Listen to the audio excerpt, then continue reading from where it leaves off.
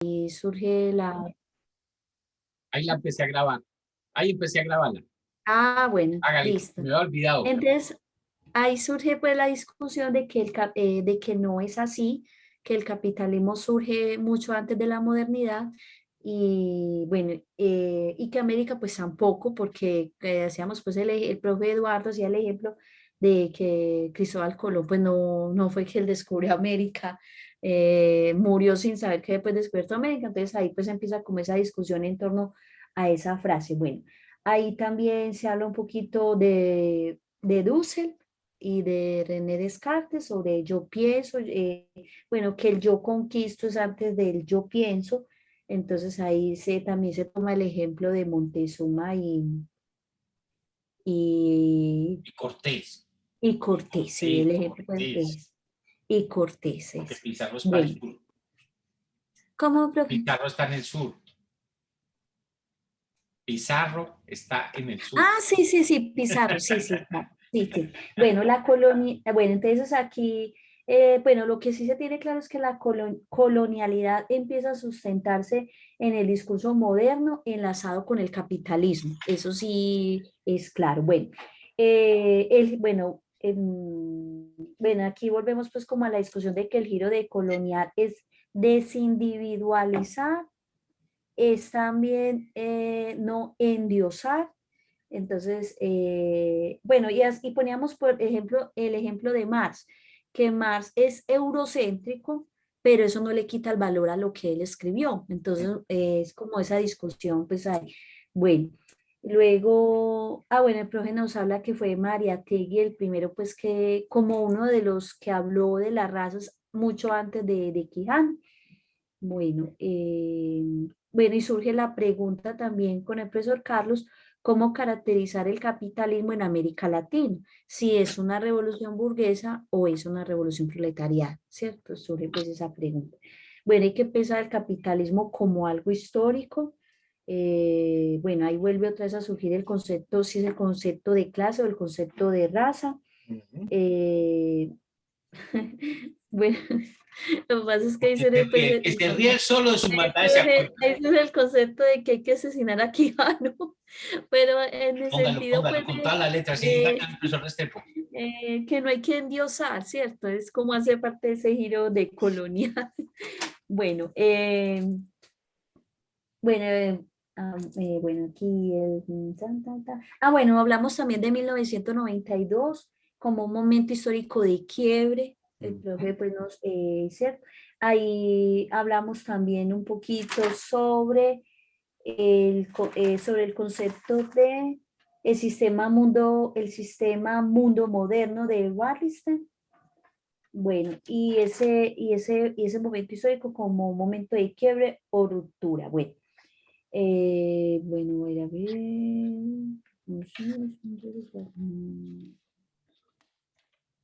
Bueno, en ese giro de colonial hay que empezar a mirar cuáles son los buenos, cuáles son los malos.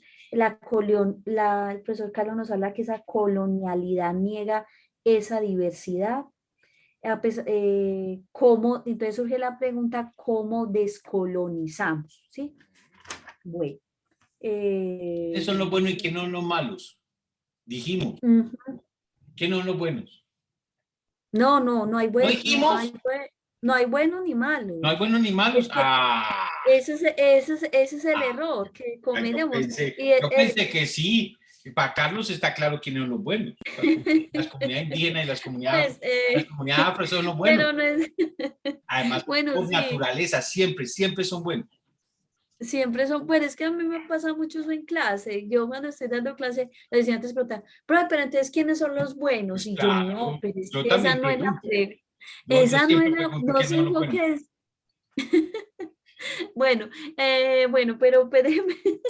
Yo la dejo, no la Bueno, voy a batanear por más. eso No no la voy a podemos batanear más. terminar. Yo me callo, yo me callo. Bueno, Yo paro el no micrófono mentiras, mío, mira. no mentiras, profe, Ya. no. Bueno, el profe Eduardo nos habla pues de que envuelve en la conversación hay dos líneas. La primera que es la imposición de una sola historia, cómo han sido las cosas y cómo hay esa forma de mirar que es la manera como están las cosas no funciona, ¿cierto? Y la otra es que el colonialismo produce el objeto colonizado, que era la otra discusión que hacíamos sobre la exterioridad, de que nosotros, bueno, y ahí surgía pues la discusión de que vemos las comunidades como una exterioridad y no como un nosotros, y ahí es cuando viene pues eso de la idealización, o sea, y de la, es que no sé, endiosar, bueno. Hay una, bueno, bueno, aquí hay algo muy importante y el profe Eduardo en eso sí fue muy referente, muy puntual, que Empático. que la modernidad y la colonialidad es un solo concepto y es un concepto muy importante que indica indica ruptura y una interrupción de cómo se ha pensado la modernidad. Entonces ahí surge el concepto pues que también maneja Quijano, que Europa es indefendible, que hay que mirar la modernidad con todo lo que trae, o sea, con todo lo negativo que trae. Bueno, bueno, a ver, ¿cuál era lo otro? Bueno,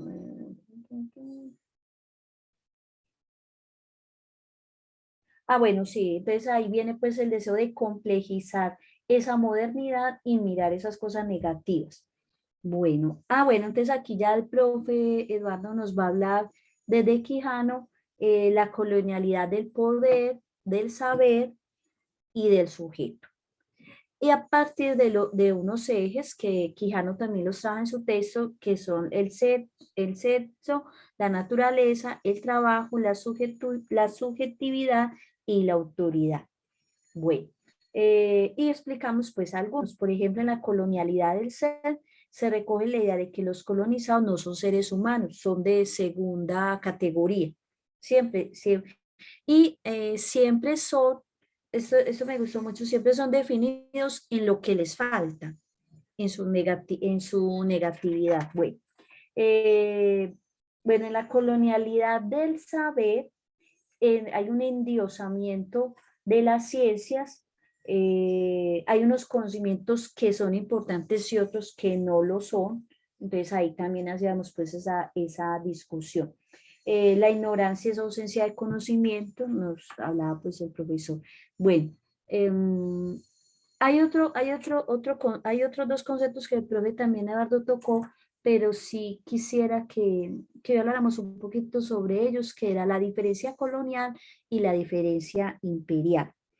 Bueno, entonces ahí surge el concepto de totalidad, donde decíamos que la totalidad simplista no existe, existe una heterogeneidad estructural donde coexisten varias cosas, pero no armónicamente, y ese concepto de estructura también lo va a abordar Quijano. Bueno, y luego...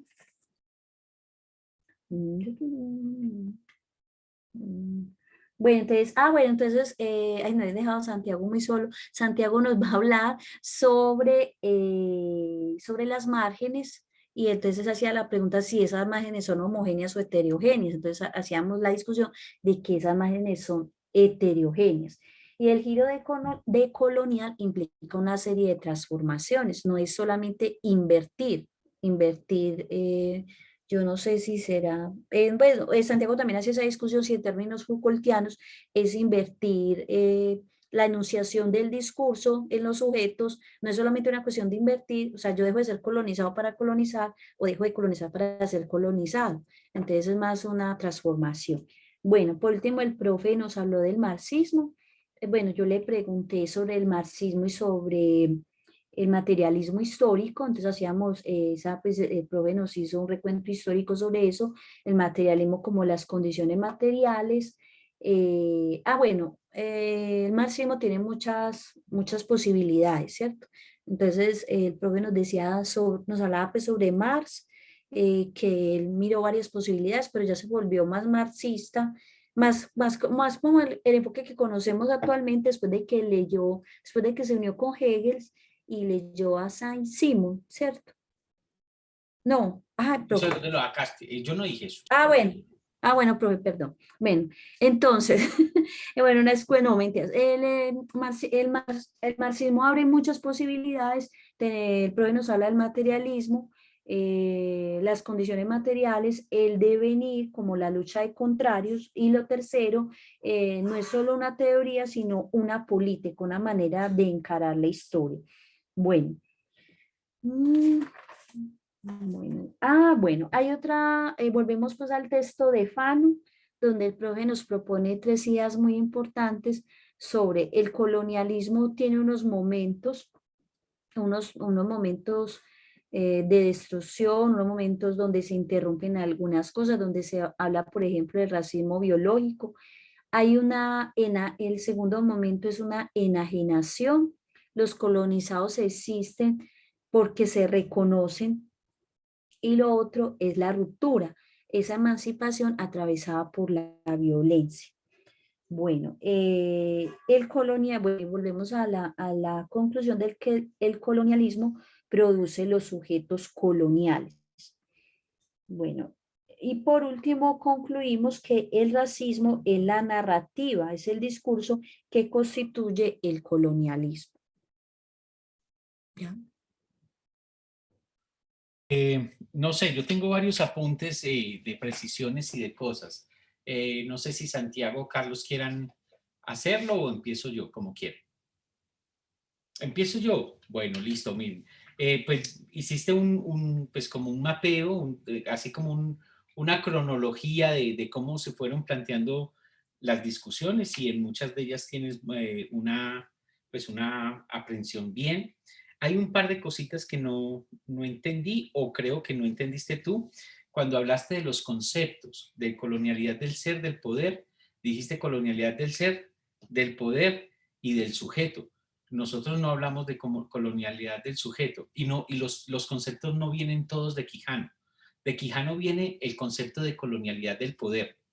Ahora, la colonialidad del ser es la dimensión ontológica de la colonialidad, como la genealogía del concepto lo podemos encontrar en Walter Mignolo y en Torres Maldonado. Bueno, se me escapa el nombre ahora. Nelson. Nelson Torres Maldonado. Entonces, no es que Quijano no planteó ese concepto. Y el concepto de colonialidad del sujeto te lo acabas de inventar tú, Cecilia. Puede ser un buen concepto para la tesis doctoral. Podría ser una buena línea de trabajo. Lo que hablamos fue de la colonialidad del saber.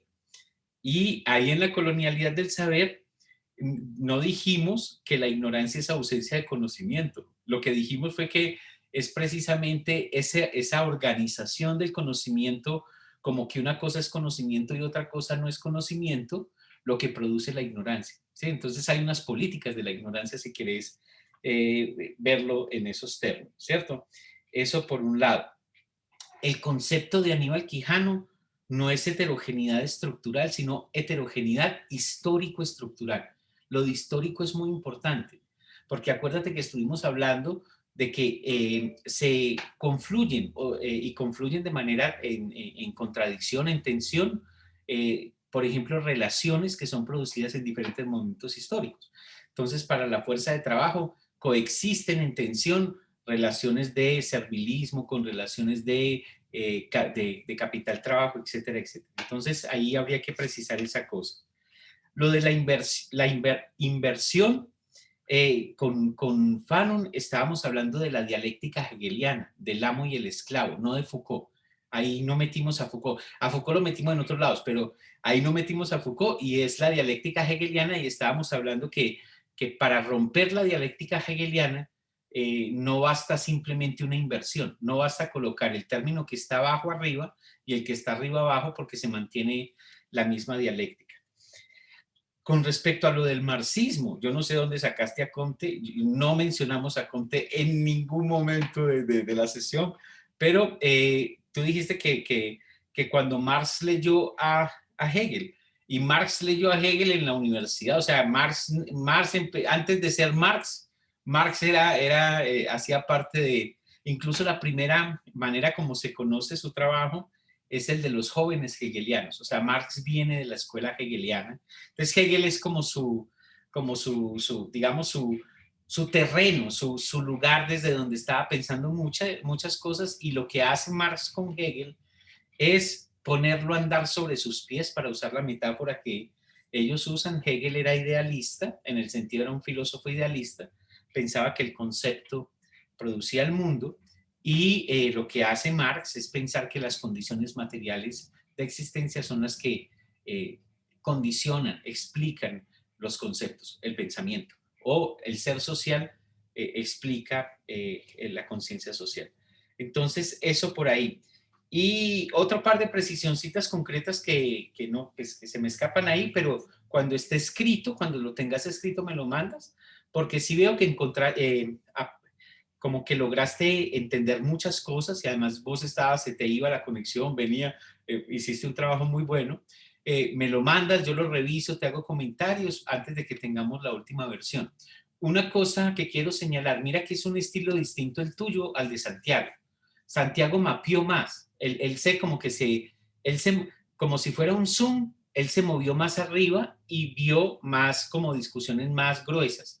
Tú estuviste más con el zoom más abajo y estuviste rastreando las diferentes cosas que estaban saliendo. Son estilos distintos. No es que el de Santiago es mejor que el tuyo, sino son estilos distintos, y si esa es tu manera de trabajar, más que bienvenida. No tienes que problematizar eso. Bueno, no sé los otros compas que quieren plantear. No, yo también ahí, que es que ayer hubo mucho concepto. Dale, Yo dale, pienso que la dale. primera clase, yo pienso que la primera clase tuvimos menos conceptos o conceptos más grandes. Sí, ayer había muchas precisiones, sobre todo al final. Pero bien, pues yo estoy de acuerdo con las precisiones ahí del profe, porque yo también cuando, ay, lo de Foucault y la inversión, pero sí, ya me acordé que era en Hegel, y ya, solo eso. Va, perfecto, listo, Santiago. Y Carlos, pues estuvo en la primera parte. ¿Tienes alguna anotación o está bien? No, está bien, me Perfecto, parece bien. listo. Bueno, entonces, pues, no sé, partamos de si hay alguna cosa pendiente, alguna pregunta, comentario, inquietud, escozor, cosa que queramos sacar antes de meternos en la sesión de hoy, que es la sesión, digamos, de las críticas, pero podemos voltear la cosa dependiendo de cómo vayan surgiendo. Entonces, Yo quiero preguntar una cosa, pues súper hágale, hágale. salida del tema, pero que ayer me puse a pensar y hoy también, y es cómo se entiende, pues no sé por qué la verdad, o sea, cómo se entienden las independencias coloniales de América en Europa. ¿Cómo así? Sí, cómo la reciben, cómo se aborda eso, En cómo la Europa. piensan. Sí, Ah, yo Europa. no sé, man. Eso, sí, claro, eso no es una,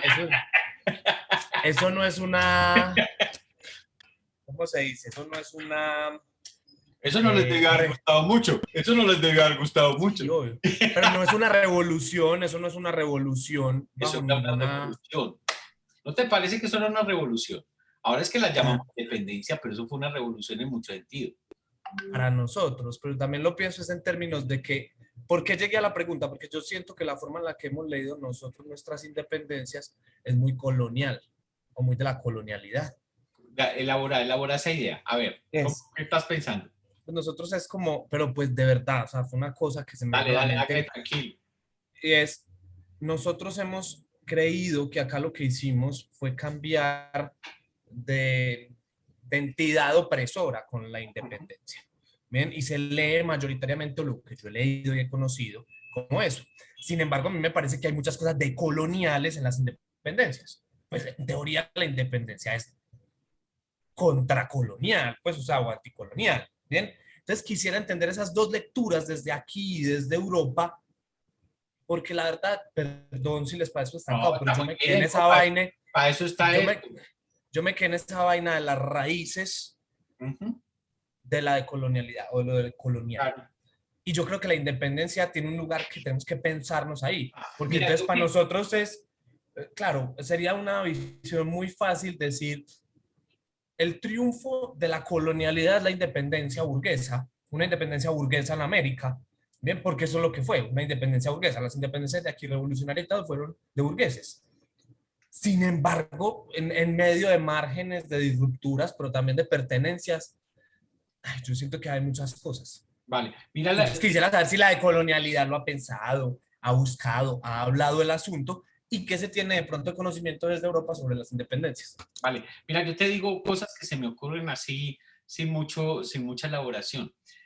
Lo primero que se me ocurre es que esas élites que se independizaron, eso se independizaron muchas de ellas sin querer queriendo, eso ni siquiera estaban buscando independencia del rey, sino que ahí que Napoleón invadió a España y a Portugal y Pepe Botellas lo pusieron ahí como el rey, y esos manes primero hicieron las juntas y querían ser leales al rey, pero, o sea, esos manes, y no tenían en la idea en la cabeza de una nación, o sea, la nación viene, pero después, casi que por allá después, en el siglo XIX. Entonces, yo creo que lo de las independencias fue más, primero, un asunto de un efecto de las reformas borbónicas, de que les quitaron ciertos privilegios a los criollos. Segundo, que el efecto que produjo la Revolución Francesa y la independencia de las 13 colonias, pues como que abrió un escenario que era impensable, un escenario de la política, de que podemos hacer la política y podemos definir nuestra vida, eso también. Y creo que lo que caracterizó ese proceso fue ser más papistas que el Papa. Esos manes lo que hicieron fue una independencia que copiaba y que reforzaba las instituciones políticas europeas. O sea, realmente incluso en Colombia, lo que hoy es Colombia, solo hasta mediados del 19 empiezan a tocar como la estructura jurídica, institucional de la colonia. Eso lo hicieron los liberales, Tomás Cipriano de Mosquera y estos, y es solo hasta el Olimpo Radical donde empiezan a hacer algunas rupturas, y el Olimpo Radical es de 1863. Entonces, hermano, lo de la independencia, eso fue, yo creo que una cosa muy emborrador, un asunto que no estaba muy claro, muy brumoso, y de ninguna manera, yo no encuentro de ninguna manera un enunciado anti-europeo en el sentido epistémico. O sea, era autonomía, era independencia política, pero Bolívar pues es un man es un letrado, el man escribía, o sea, yo no me imagino ahí una ruptura o una, también depende del archivo que estamos manejando, o sea, porque Perdón, Eduardo. Dale. Entonces, pues, porque, perdón haberme Dale. metido esta pregunta acá, Dale. pero quería tener esos elementos. Dale. Uno podría decir que un triunfo mismo de la colonialidad es que el colonialismo se busque dejar con una estructura colonial, que es esa misma forma de gobierno. Por supuesto, ¿no? O sea, la colonialidad puede operar mejor sin el colonialismo en ciertos contextos. O sea, mira lo que pasó con los esclavizados, mira lo que pasó con las poblaciones indígenas una vez se dieron las independencias. A las poblaciones indígenas las trataron a la brava de hacer ciudadanas, las que pudieron y las que no se las endosaron a la iglesia, les pusieron en tutelaje. Y los resguardos, porque después por allá a mediados del siglo XIX eso lo pensaban como una institución colonial que estaba en contra del desarrollo, el progreso, bueno, el desarrollo no, el libre cambio, que era el concepto de la época. Entonces eso los intentaron diluir y diluyeron muchas de ellas, porque eso estaba en contra del mercado. Lo otro que pasó es que, o sea, ¿quién era ciudadano? Era un hombre que tuviera propiedad, letrado. En la práctica era un hombre blanco, era un agente muy particular, no era digamos que está marcado por ahí. Ahora, lo otro es que desde Europa, pues habría que mirar eso, y como yo nunca, pues estudié en Europa y todo, pues no estudié, digamos, como el colegio, el bachillerato, pero el relato que debe haber desde España debe ser un relato muy interesante, porque el relato es una pérdida, yo creo que para ellos eso es una pérdida, y tal vez, no sé, yo no sé cómo lo encajarán en su relato nacional, pero de pronto hasta esa pérdida se la endosan a Napoleón o se la endosan a los tropeles ahí entre los europeos, entre Inglaterra, Francia y España. Pero de todas maneras España, pues ese es el momento de su gran decadencia. O sea, España estaba de culos, y yo no sé cómo lo encajarán hoy en el relato nacional español, o cómo Gran Bretaña encajará en el relato la independencia de las 13 colonias, que también fue una cosa que fue en putes por representación y porque les estaban montando impuestos y todo, pero no había una nación. En los Estados Unidos de América como nación eso ni existía.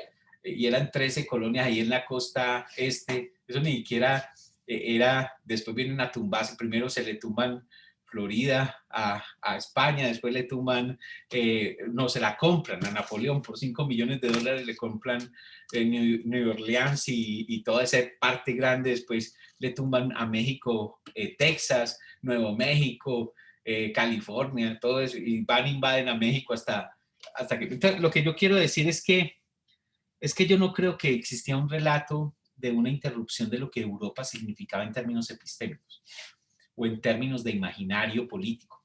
Yo creo que todo el mundo estaba comprando eso. Caro y Cuervo, ¿qué son? Esos manes son más hispanistas y más papistas que el Papa. Esos manes que tenían en la cabeza la cosa. Por eso la pregunta por qué es Europa y cómo entendemos a Europa es fundamental, porque yo creo que si entendemos a Europa como una geografía, como unos límites geográficos, realmente no estamos entendiendo lo que Europa puede significar. Por eso Chakrabarty tiene una noción que a mí me parece preciosa, el Dipesh Chakrabarty, que es la de Europa hiperreal, que es la idea de ciudadanía, la idea de Estado, la idea de civilización, la idea de conocimiento, de ciencia. O sea, son lo que Michel Rolf-Trouillot llama los universales noratlánticos. Entonces yo no sé cómo lo verían desde Europa, además también porque, ¿cuál Europa? Porque desde Gran Bretaña los procesos de independencia de las colonias de España, pues una chimba, los manes hasta apoyaron la cosa, porque les convenía, porque ahí eso significaba abrir los mercados que no tenían abiertamente las cosas. Ahora, para Francia, lo que significó Haití y la revolución haitiana, pues eso yo creo que deben existir estudios fuertes sobre eso, porque, o sea, la antítesis de la humanidad de un sujeto político era el esclavo. Imagínate unos esclavos que digan, libertad, fraternidad, igualdad. Qué chimba, eso como que suena bacano. y nosotros no podemos, nosotros no cabemos, pues. Eso es maravilloso. Además pues como la historia de la revolución haitiana, hay un libro precioso que uno se debería leer antes de morirse, que se llama Los Jacobinos Negros. Ese libro es de James, es escrito en el 34, es un libro que está en clave de colonial, antes que la de colonialidad se imaginara, o mejor, desde en clave postcolonial, si lo quieren ver ustedes. Y es interesante ese libro, porque ese libro muestra cómo la revolución haitiana no solamente llevó a sus últimas consecuencias, a sus verdaderas consecuencias, los postulados de la Revolución Francesa, sino que sin la revolución haitiana, la Revolución Francesa no hubiera podido consolidarse. O mejor, a Napoleón le hubiera tocado muy duro la cosa, porque Saint-Domingue, que era lo que hoy es Haití, era la colonia más rica y que producía más riqueza para Francia. Entonces la riqueza francesa estaba muy vinculada a eso. Y cuando los esclavos se sublevaron, los españoles y los ingleses, ambos ejércitos trataron de tomarse esa cosa. Los exesclavizados sacaron al ejército inglés, español y a Napoleón de allá, hueputa, a todos. Fue una cosa impresionante la revolución, que además tiene 3 momentos. El primer momento, el de la insurrección de este man Bookman, del sacerdote de Vodú, que quemaron todo y quebraron. La de Toussaint, que fue un líder impresionante, y después finalmente lo que corona Alexander Pétion, que además ese man le pegó un apoyo impresionante a Bolívar, le dio 5.000 rifles, lo recibió cuando estaba derrotado allá, y esos manes allá se reposaron y todo, y se vinieron, y ese fue ya como el último envión de las guerras de independencia. tanto que Bolívar le prometió a Petión que iba a libertar a los esclavos por esa ayuda. El man le hizo pistola como siempre, pero bueno, porque ustedes saben, la abolición de la esclavitud, ¿cuándo fue en Colombia? Cecilia, ¿qué año? La abolición de la esclavitud. Nada. No, Santiago, ¿en qué año hizo la abolición de la esclavitud en Colombia? Nada. Empezando el siglo XX. En el 50 más o menos. En Después del 1950. 50, 1950. más, sí. Más o menos. Carlos, ¿en qué año? 1857, creo. A ver, María, pues, ustedes pierden. Eso fue el 21 de mayo de 1851. Eso fue José Hilario López, primer presidente liberal, así. Y empezó, o sea, primero hubo una ley de manumisión de vientres en 1821. Que eso fue en Angostura. Ahí se acordó lo de la liberación de vientres. Y después, en 1851, José Hilario López, por eso el 21 de mayo es el Día de la Afrocolombianidad. Ave María, ¿usted no les da pena? Pucha, uno en un doctorado. Uno en un doctorado y no sé. Y mira, Cecilia lo puso.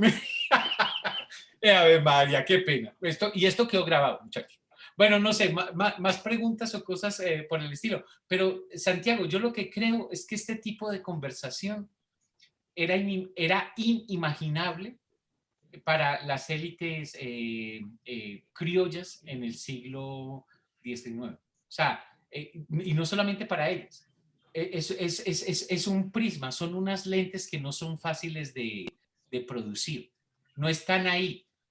Además, piensen en esta cosa, la experiencia de la dominación no produce necesariamente un tipo de elaboración conceptual o un tipo de posición política. El hecho de que tú seas esclavizado no genera una concepción del mundo y no genera una posición ética. Puede generar, y de hecho generó múltiples. ¿Vieron a Django sin cadenas? Entonces vos podés tener al esclavo o al esclavizado en la casa, absolutamente acomodado, absolutamente plegado al sistema, y podés tener a otra gente en el campo, en otras condiciones, los esclavizados pues que les tocaba trabajar en la hacienda, y puedes tener gente que incluso se cimarronea, que manda toda la mierda y tropea. Entonces, eso de que el hecho de ser esclavizado, de ser negro, implica una posición política, no es necesario. Piensen, por ejemplo, ser mujer. Tenemos a María Lucía Ramírez.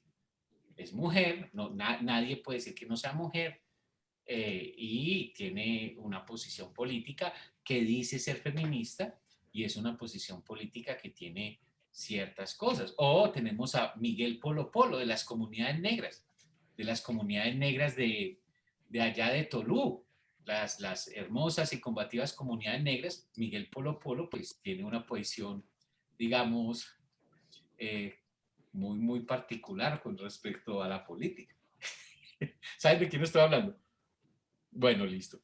Bueno, no sé, más preguntas, comentarios.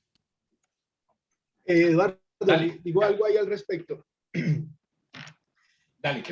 Me parece importante la pregunta de Santiago también, porque nos permite aclarar esa distinción que es clave entre colonialismo y colonialidad, y incluso entre descolonización y decolonialidad. Porque fíjense ustedes que yo ayer de pronto creo que estaba haciendo mucho énfasis en el concepto de raza, en el lado de Mignolo, de Quijano, pero realmente el tema fuerte es la modernidad. Y la modernidad y su lado oscuro, la colonialidad. Entonces, ¿qué pasó en 1819? Pues toda la narrativa que nos han dicho de grito de independencia y que nos independizamos, etcétera. Pues efectivamente hubo una descolonización jurídica y política del Imperio Español, liderada por unas élites criollas Y uno podría decir, bueno, lo dijo Eduardo, profundamente, bueno, eurocéntricas en el sentido liberal del término. Nariño, Bolívar, estaban en esa clave. Pero entonces, ¿qué es lo que empieza a ser muy importante? Que como lo dijo Eduardo, nosotros con la distancia temporal ya podemos decir, ah, pero fíjese, nos descolonizamos de España, pero seguimos en las coordenadas eurocéntricas, en las coordenadas de la modernidad. La idea de individuo, la idea de la idea de la ilustración, de lo racional, de que Colombia tiene que progresar, etcétera. Y por otro lado, la exclusión de esos cuerpos y de esos territorios indígenas y afro. ¿En qué sentido? En que no, estas grandes poblaciones no estaban en esta clave racional, logocéntrica, antropocéntrica de la modernidad. Entonces eran tradiciones orales, por ejemplo. Entonces eso, pues no tenían escritura, no tenían ciencia. Ahora bien, hay un libro de un gran amigo, Santiago Castro Gómez, su libro quizá más importante, La Ibris del Punto Cero, donde él coloca el foco en esas luchas de independencia y va a decir cómo esa colonialidad relacionada con esos, como dijo Eduardo, con esa Europa hiperreal que dice Chakrabarty, o con estos universales noratlánticos que dice Truilot, se relacionó con lo que denomina Castro Gómez el dispositivo de blancura asociado a la limpieza de sangre. Entonces se continuó que esa élite criollo mestiza del poder no se juntaba ni con negros ni con blancos, nadie casaba. Sigue pasando ahorita, ¿no? Los Cabal se casan con los Lajorí. María Fernanda Cabal, que es dueña de los ingenios en el Valle, se casó con el dueño de las ganaderías en Córdoba.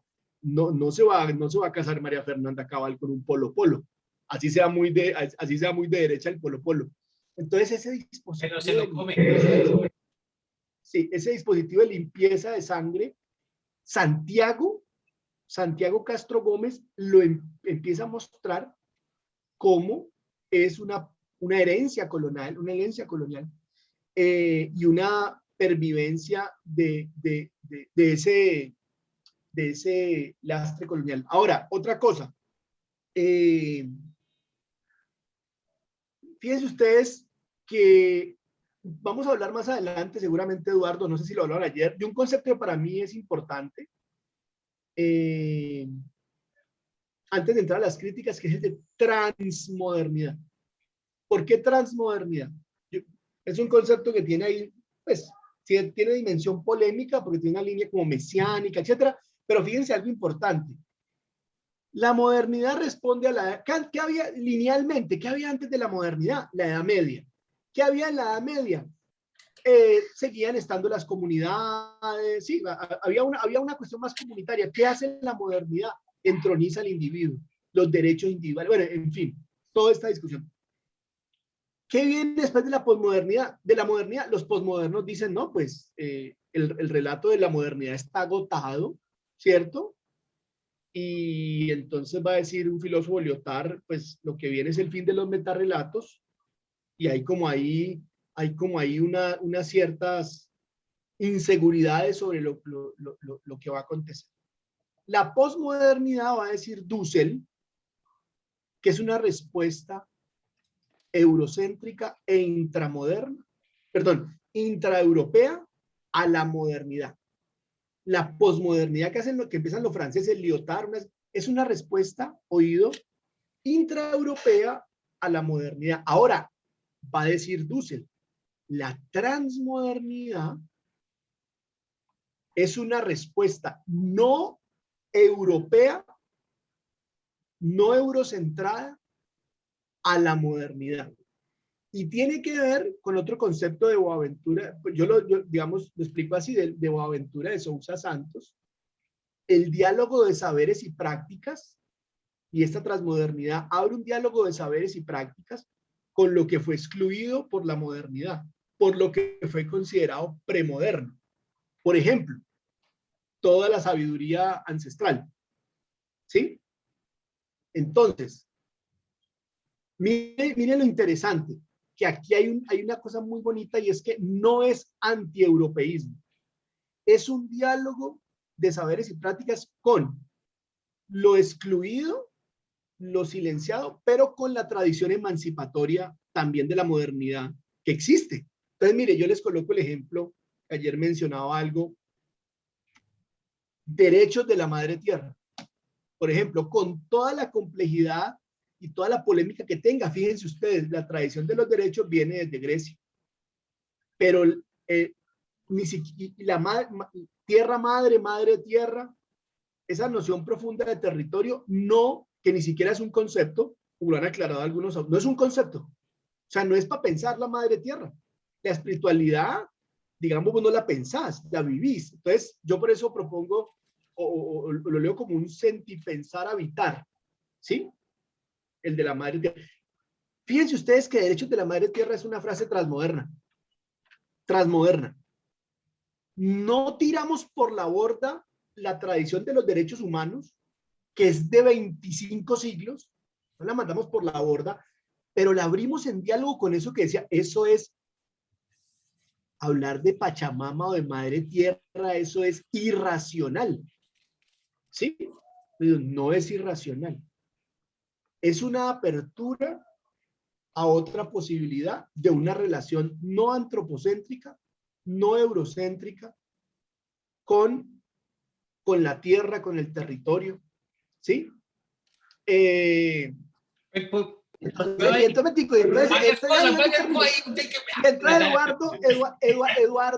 Eduardo va a decir, ay, usted, que le parece que son buenos los afros y los... No, no son buenos. No es que me parezca que sean buenos. Lo que ocurre es que, y por eso decía transmodernidad, fíjense ustedes, porque esos saberes, esas prácticas de esas corporalidades y esas territorialidades no están ni siquiera en la academia.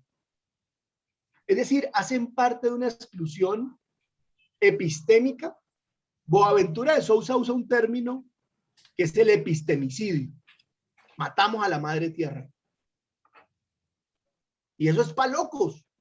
O sea, como que, ¿cómo así? No, entonces esto, a nosotros nos dicen los pachamámicos. Bueno, los abyayalistas. Pero lo que yo quiero decir, yo creo, tengo la intuición que esto en 20 o 30 años, si no nos ha ganado la autoextinción la carrera, porque estamos en una crisis ambiental brutal, donde la práctica con la tierra y el territorio y las prácticas humanas tienen que repensarse, desde la alimentación hasta la conceptualización de lo que somos. Entonces, ahora, ya cierro con esto. No, lo que decía ayer, nosotros los mestizos, los mezclados, como usted quiera, ocurre que tradicionalmente, como dice una autora por ahí, hemos abrazado al padre, que es Europa, que es el conquistador, y hemos silenciado a la madre, que es la tierra. Incluso ahí lo meten, pues, que son nuestras madres indígenas. Cuando esa idea de que somos hijos de mujeres violadas, somos los tataranietos de indígenas violadas. Entonces, ahí hay un caminito que no es idealización, creo yo, ni romantización, sino, y me parece, por eso lo traigo, que era lo que no pasó, y vuelvo a la pregunta de Santiago, que no pasó en el siglo en 1819, que no se abrió ningún diálogo con otros saberes y prácticas, seguían siendo inferiorizados. Ahora, ¿por qué las constituciones políticas de Ecuador y Bolivia surgen? Porque hubo una lucha política para decir, eso no es misticismo, eso no es atrasado, señores. Ampliar los derechos, sacarlos de su marco antropocéntrico y eurocéntrico, es una necesidad importante. Y es por eso yo decía que esa es una lucha o una práctica descolonial. Ahora sí, Eduardo, pues. Muy Hágale, bien. pues. Perdón. Profe, Yo iba a Eduardo. decir algo. Está muy Sí, bien. hágale. Para eso estamos aquí todos, para conversar. Dale, hágale. dale, Santiago.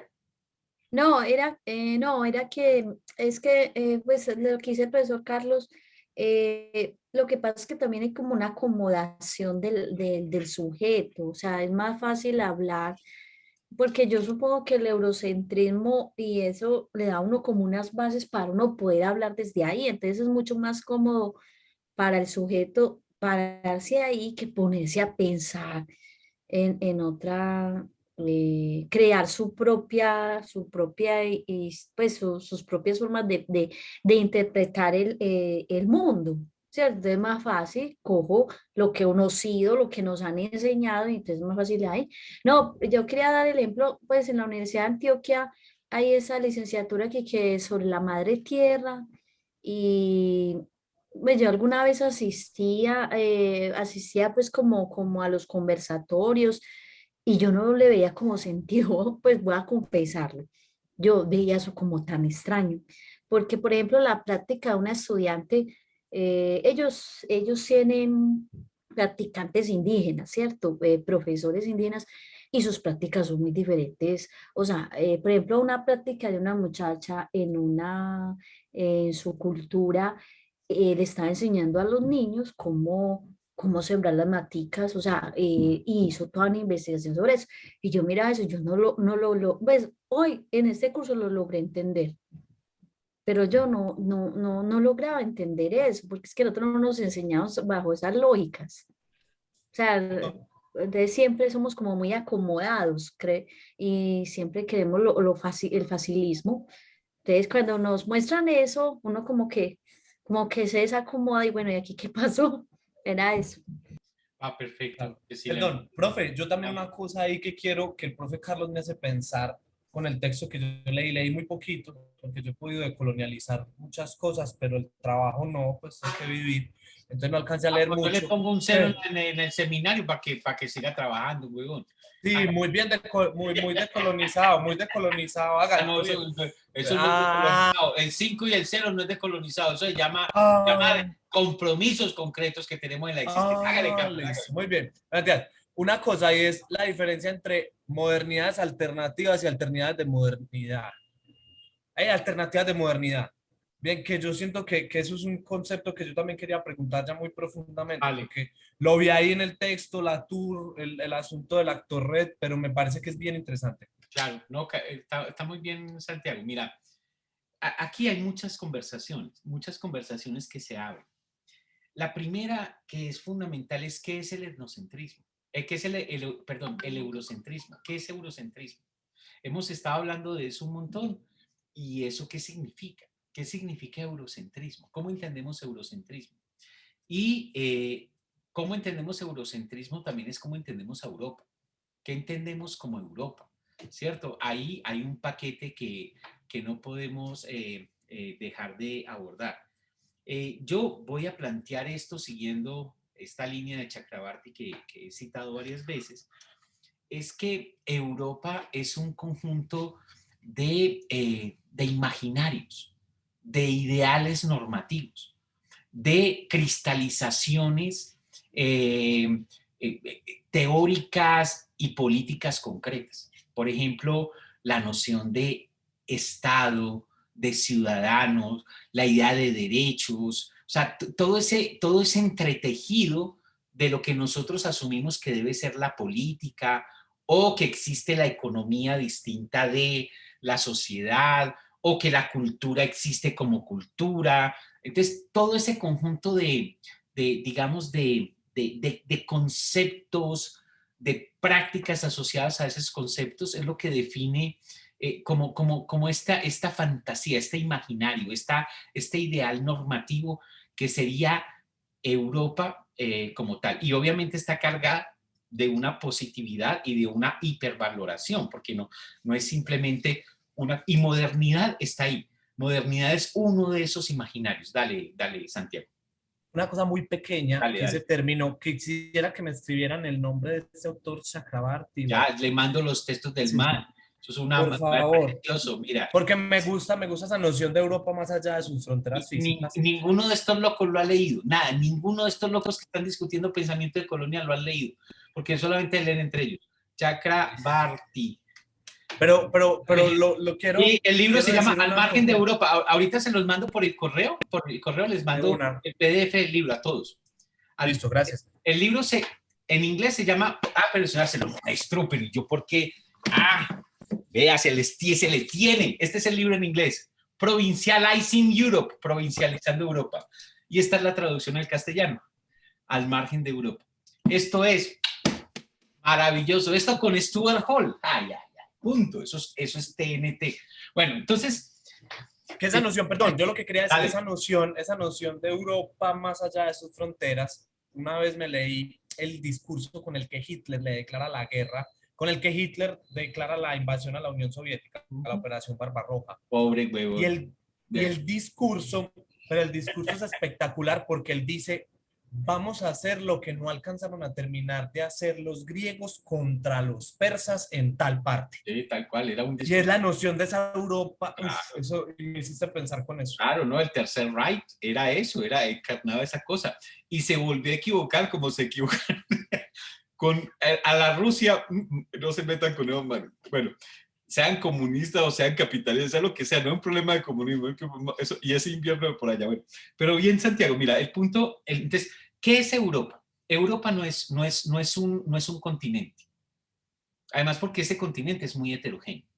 Y vos tenés en ese continente cosas como Cerdeña o cosas como París. Entonces, eso es una cosa súper heterogénea, no hay una homogeneidad ni racial, si queremos usar esa categoría, ni cultural. Entonces, Europa es un conjunto de nociones que se constituyen como ideales normativos y que han definido unas prácticas y unas tecnologías de gobierno al interior y hacia afuera, ¿cierto? Entonces, esa es Europa. Entonces, el eurocentrismo es asumir que esas ideas y que ese sujeto que suponen esas ideas, porque suponen que existe Europa como un sujeto, es el sujeto de la historia.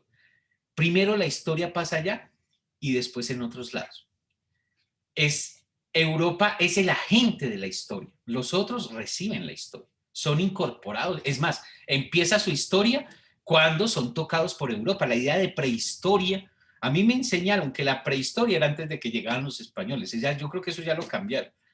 Pero prehistoria, antes de la historia es cuando llegan los españoles y además llegan y además descubren. O sea, miren la noción de descubrir es, ¿cuál es la perspectiva que está en juego? Se descubre cuando no conoces. Pues cuando vivís ahí, ¿cómo vas a descubrir? Entonces, eurocentrismo, por ejemplo, es esa noción de descubrimiento de América. Ahí está el eurocentrismo central. O la idea de que los griegos son los antecesores y ellos son los continuadores de los griegos. Eso es una invención del 18, de la arrogancia. Entonces, el eurocentrismo es la arrogancia europea, es colocar a Europa como el agente de la historia, como el lugar central de la política, como el punto como el centro desde donde se piensan las cosas. Piensa en la noción de Oriente y Occidente. Eso está con respecto a qué. Porque Oriente y Occidente no existen en abstracto, existen con respecto a un lugar. ¿Y saben cuál es ese lugar? Europa. O piensen nomás en cómo se grafica el mundo. El mundo se grafica con Europa en el centro, ¿sí? Entonces es muy importante. El eurocentrismo es centrar a Europa. Centrar a Europa en términos de las narrativas históricas, en términos de lo que significa esa cosa. Entonces, eso por un lado. Ahora, Carlos trajo el concepto de transmodernidad. Eso viene de Dussel, ¿cierto? Y ese concepto es un concepto que, como Carlos bien lo ubica, es una discusión con posmodernidad o los posmodernos, ¿sí? Y aquí hay un montón de caminos. Miren, Dussel es filósofo. Santiago es filósofo, Carlos es filósofo. Y esos manes andan en un universo filosófico, donde definen los conceptos en una identidad esencial trascendental. Entonces, para ellos la modernidad es una cosa definida, es una metafísica, está establecida de una vez y para siempre. Y cuando se habla de transmodernidad, es una ruptura con esa metafísica en una metástasis de metafísicas, ¿cierto? Entonces, ¿qué quiero decir aquí? Lo que quiero decir es, aquí el tropel es con el concepto de modernidad. Entonces, ¿cómo estamos entendiendo modernidad? ¿Cómo estamos entendiendo modernidad? Sí, ahora, si vos le preguntas a Foucault, te dice, modernidad es una ontología histórica de nuestro presente. Es más, es una particular actitud crítica de esa ontología crítica de nuestro presente, y él trae eso desde Kant, con la idea de que la modernidad es la mayoría de edad. Entonces, si vos pensás, si vos te parás, entonces eso es una experiencia. Ahora, si estás hablando desde Durkheim, que es más desde ciencias sociales, la modernidad es desencantamiento del mundo. Es la separación entre lo espiritual, concepto que le encanta a Carlos, y lo secular. Sí, esto es la razón por un lado y por otro lado los espíritus. Entonces es una secularización del mundo. Eso es Durkheim. Weber tiene que ver con un asunto de una separación entre ciencia, razón y arte. Tiene que ver con una manera particular de conceptualizar y de experimentar el mundo. Si vos le preguntas a otros, la modernidad supone la distinción entre naturaleza, cultura y modernos y no modernos. Esto es toda la distinción entre texto y representación, y ellos y nosotros. Una ontología particular. Ahí está Arturo con la ontología, con Arturo, Marisol, toda esa gente que dice que la modernidad está definida por una ontología dualista, dicotómica, naturaleza, cultura, ellos y nosotros, representación y texto, representación y mundo, obviamente, bueno, y hay otras tradiciones que piensan la modernidad como un asunto más de ciertas instituciones. Entonces, cuando aparece el Estado, cuando aparece el ciudadano, entonces piensen esto, todos están hablando de la modernidad. Es una sola cosa. Hay una identidad trascendental que define la modernidad. Sea esto otro, sea esto otro. Ahora, una gente que dice que la modernidad está definida por pienso, luego existo, por la producción del sujeto moderno, ¿sí? Hay otra gente que dice, no es pienso, luego existo, sino ego conquisto, un sujeto anterior, pero es el sujeto trascendental y aquí una identidad trascendental.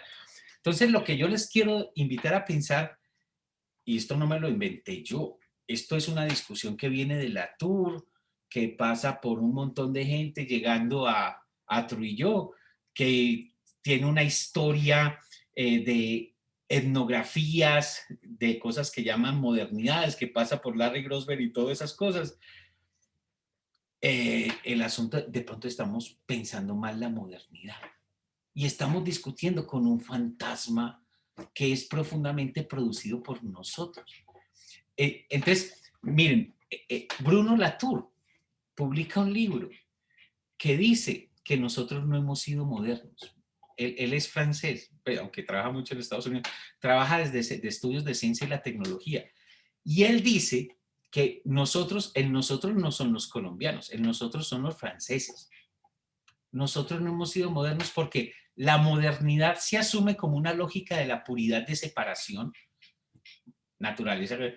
Y lo que pasa es que nuestras existencias, las de Francia, son lógicas de la impuridad y la hibridación. Entonces los franceses no han sido modernos.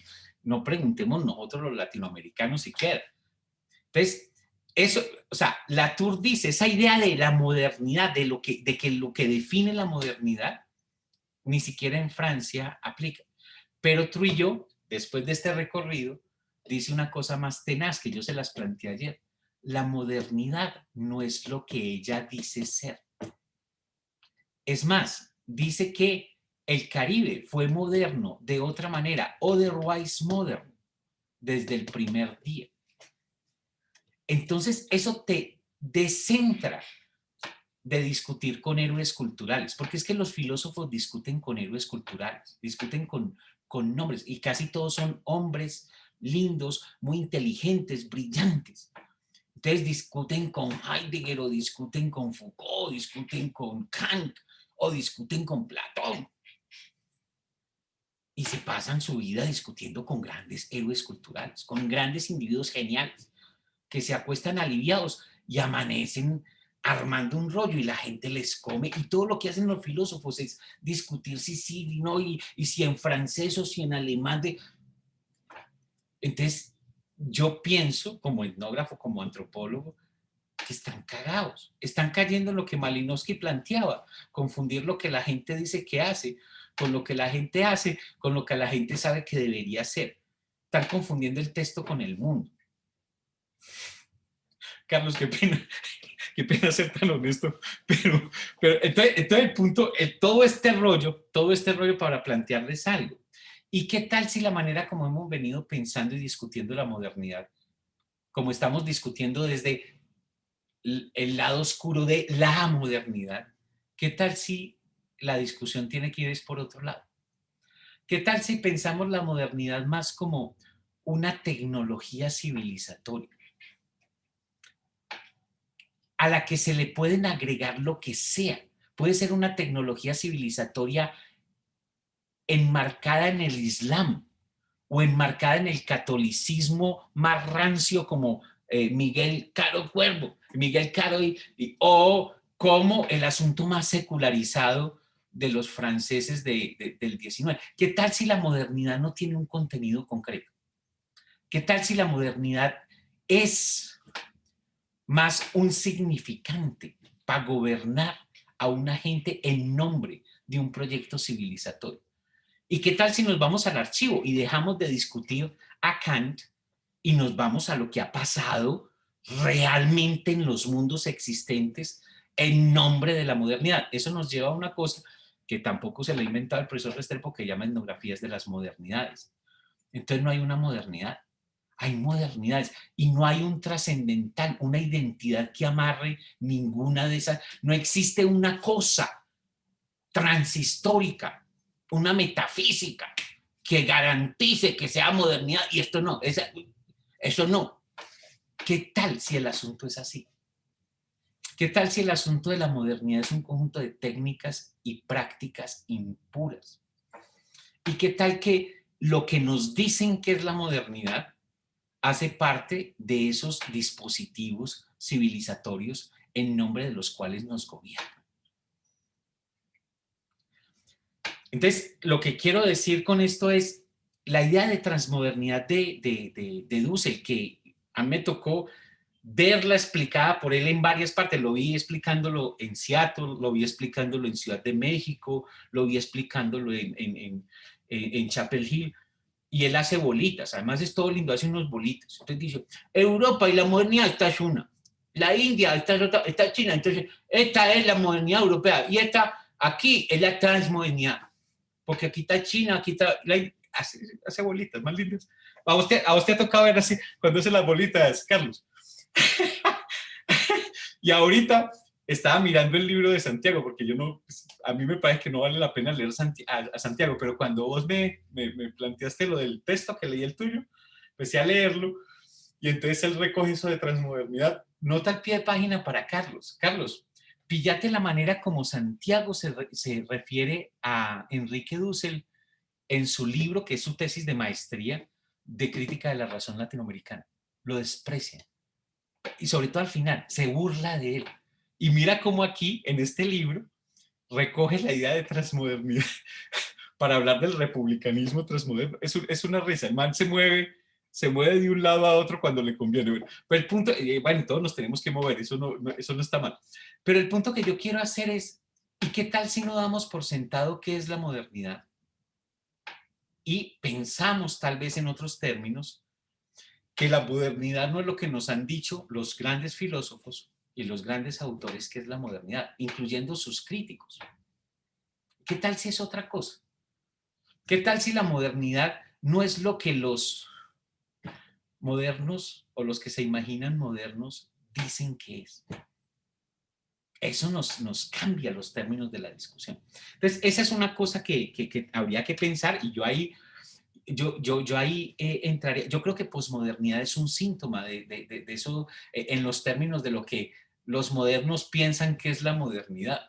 Entonces, la posmodernidad, yo ahí estoy de acuerdo con Dussel, es un síntoma intraeuropeo, porque eso es Lyotard y es un montón de gente por allá discutiendo que las promesas, para decirlo de alguna manera, de la modernidad, son promesas que producen monstruos, la razón produce monstruos y hay que interrumpir esas promesas en su inocencia celebratoria, no sé. En todo caso, esa sería una conversación. Mi propuesta es pensar más etnográfica e históricamente las cosas. Dejar de escuchar a los grandes filósofos, incluso a los grandes personajes que están discutiendo con esos grandes filósofos en ese universo y ver más lo que ha pasado en el mundo, en el cochino mundo, en su heterogeneidad, en su multiplicidad, en los archivos y todo eso. Y ahí toca estudiar.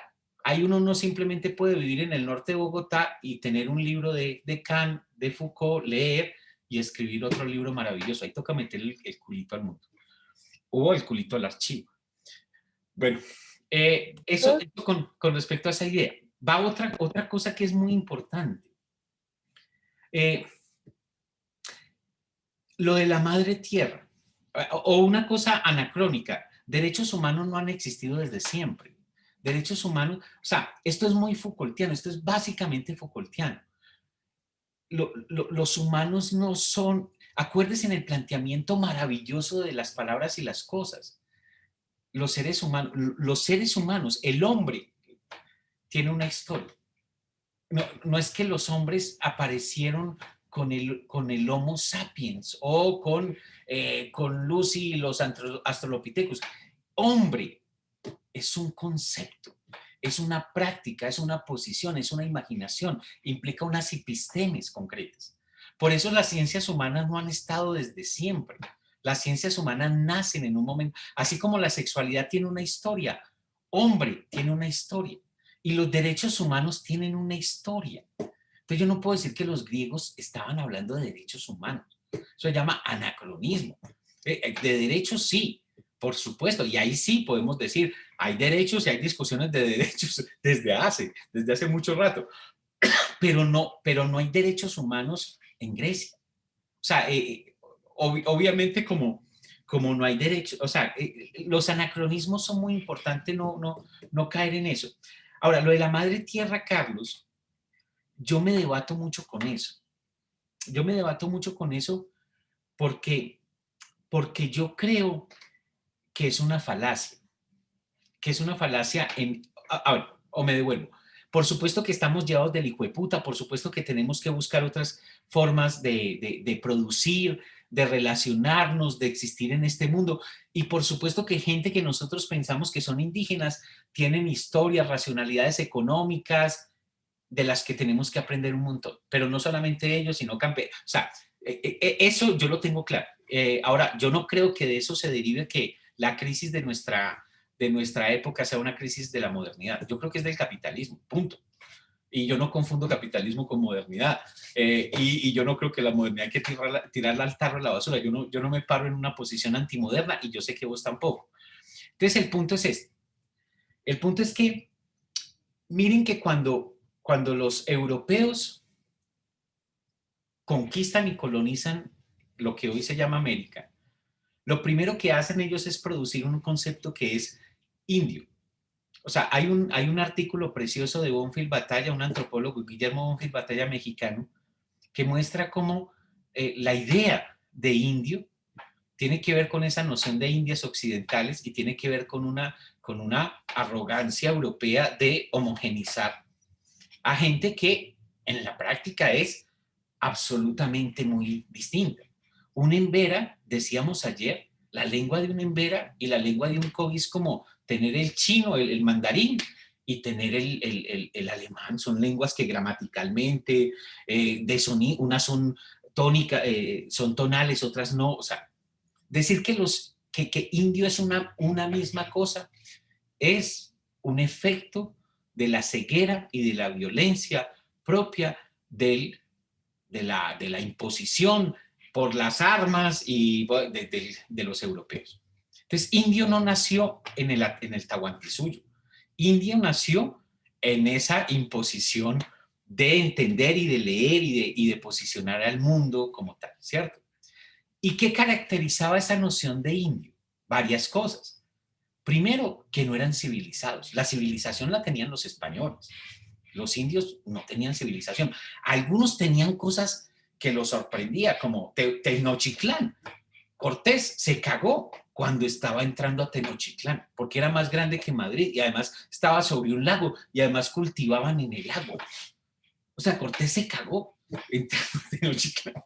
Ahora, veía a otra gente, la veía, pues no solo a gente en otros lados, que eran cazadores recolectores y les parecía, pues, fue puta, que eran los, estaban sin nada de civilización, sin nada de, entonces, indio significa no civilización, alguien no civilizado, alguien por fuera de la cultura. Esto es, alguien más cercano a la selva, salvaje, es de la selva, es alguien que está, por fuera de la civilización, no se viste, no tiene moral, coge todo el mundo con todo el mundo, se comen a los otros, son caníbales. O sea, es la idea de indio, es una idea que está marcada por una cercanía absoluta con la naturaleza y una lejanía de la civilización. Ese es el significante de Madre Tierra. Estamos vinculados a la naturaleza de una manera orgánica. Y etnográficamente eso no existe. O sea, si vos miras las etnografías y si te vas a pillar la cosa, el trabajo concreto, no estoy diciendo que no hayan vínculos con lo que nosotros podríamos denominar la tierra o el territorio, porque territorio además tampoco ese concepto no se lo inventaron en el Tahuantinsuyo. Es más, los indios están peleando por territorio después de Barbados, después de 1971. Además, la genealogía se las puedo plantear. El Creek no empezó a pelear por territorio, sino por tierra, que es otra cosa. Y la idea de cultura, identidad, lo voy a decir de esta forma, Madre Tierra es una violencia epistémica de los antropólogos que colocaron a los indios como los europeos del siglo XV los querían tener por fuera de la cultura y de la civilización, como buenos salvajes. Hay un libro de Astrid Ulloa que se llama El Nativo Ecológico, se los recomiendo para que vean la genealogía de eso. Abadio Green estudió conmigo en la de Antioquia. Abadio Green, el que armó ese doctorado con Zaida de la Madre Tierra. Es cuna, o Tule, si quieren, Tule, y esos manes no hablan de la Madre Tierra, los Tule, pues el man se la inventa. Y cuando yo lo conocí, no era así, no era indio así, ahora es indio de verdad. Entonces, viejo, Carlos, esto no deshace, o cuando Francia habla de Madre Tierra, eso es de ahorita, y además eso viene, sabemos por dónde. Y cuando habla de buen vivir, eso es de ahorita. En el Cauca, en el norte del Cauca, nadie habla de buen vivir, solo los líderes vinculados con Charo, vinculados con Arturo. O sea, no, man, o sea, no. Si queremos transformar este mundo, no podemos andar con esas herramientas, porque esas herramientas pueden servir para armar movimientos sociales, para atropellar puntualmente ciertas cosas, pero para transformar realmente el mundo, necesitamos encarar el mundo como es. Y yo con esto no quiero decir que no podamos aprender un montón de la gente del norte del Cauca, que no podamos aprender. No estoy diciendo eso. Pero lo que estoy diciendo es que la gente del norte del Cauca no nos va a resolver el mundo a nosotros. Porque es que nosotros somos ellos también. Porque ellos además son tanto como nosotros. O sea, tú ahorita decías algo así como que habían unos mezclados y otros no. La gente del norte del Cauca, los negros del norte del Cauca, que antes no eran negros y ahora son negros, son tan mezclados como no, porque no hay nadie que no sea mezclado. Un español, puta, esos manes estuvieron colonizados 300 años por los árabes. O sea, el español, el castellano, es un idioma impuro. Los españoles no son una raza pura. Entonces, si vos pensás en puridades y en mestizos, indígenas y afros, estás pensando con la matriz colonial. Estás haciendo como Bolívar, dando un tropel, pero para reforzar realmente la matriz de pensamiento. O sea, por eso me seduce la idea de abyayalismo de Santiago, aunque Santiago no la elabora, porque además no tiene cómo, porque el man es un filósofo, y además es un filósofo bien puestecito, es un filósofo del norte de Bogotá, o sea, pero no el norte de la élite, sino de hasta clase media, pues, ni siquiera es élite concreta, y es un man que echa su rollo como quieran que lo escuche. Entonces, no sé, pero la idea de abyayalismo me parece importante porque pachamanismo, que yo la uso un montón, tiene una connotación muy tenaz en Bolivia, que me la hicieron saber en Bolivia, y es una connotación de la derecha, concretamente para descartar cualquier proyecto que no se encarne como en su... Pero realmente lo que yo creo es que tenemos que pensar, el mundo no está resuelto, tenemos que pensar este mundo. Ahora, hay que pensarlo con los indígenas, claro que chimba, pero que no me vengan con el discurso de la madre tierra. Puta, eso que se lo echen a USAID o que se la echen a los gringos y está muy bacano, allá se puede tropelear así. O que en el Pacífico colombiano me hablen de comunidades negras como que están exteriores del conflicto, de la coca. Ay, hermano, usted ha ido por allá, ha estado 5 minutos en el Pacífico y o ha leído solo Arturo. Es una cosa más complicada. Y eso es Hall, pensamiento sin garantías. Necesitamos pensar en complejidad. ¿Por qué? Porque el mundo no es como nos gustaría que fuera el mundo.